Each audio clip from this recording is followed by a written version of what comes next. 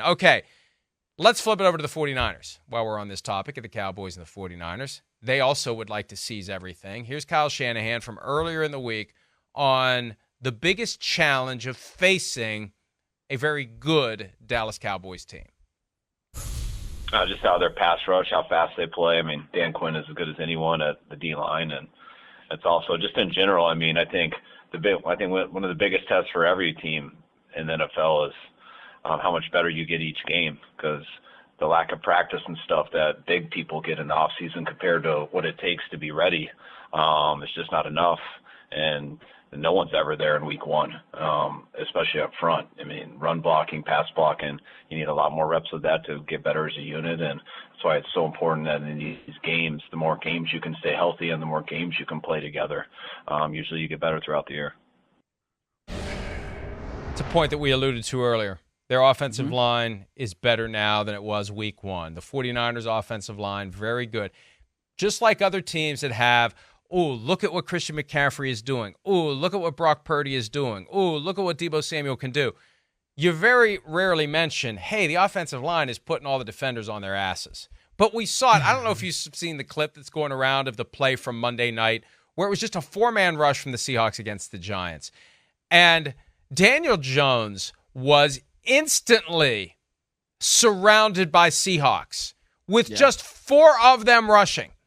Yeah. That illustrates, as well as anything else ever could, how important it is to have an offensive line that knows what the hell they're doing. And they get overlooked when they're doing it well, and they are clearly and unequivocally noticed when they're not doing it well, even though everyone is still blaming Daniel Jones for Monday night. It's such a weird dynamic. They hate their quarterbacks in New York. They hate them. Zach Wilson, Daniel Jones, it's all their fault. Nobody else. Doesn't matter if you don't have blocking, it's your fault. There was nothing else Daniel Jones could have done. And the 49ers skill position players can do everything thanks to the offensive line that they have.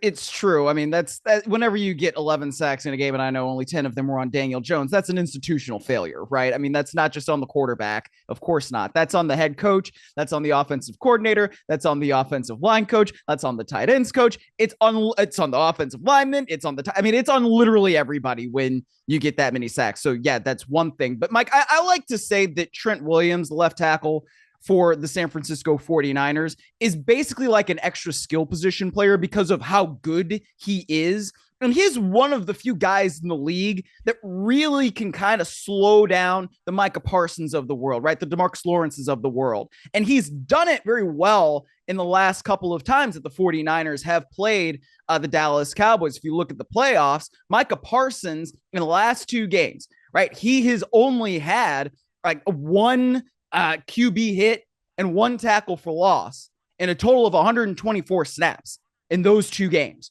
So this is something that the 49ers, they've been able to kind of control the game in that manner, but that doesn't mean that that's exactly what's going to happen in this game too. But I think when you have somebody like Trent Williams who can lead that offensive line, it does open up the possibilities for everybody. And you see the difference in what the 49ers offense can do versus what most offenses can do against really strong defenses.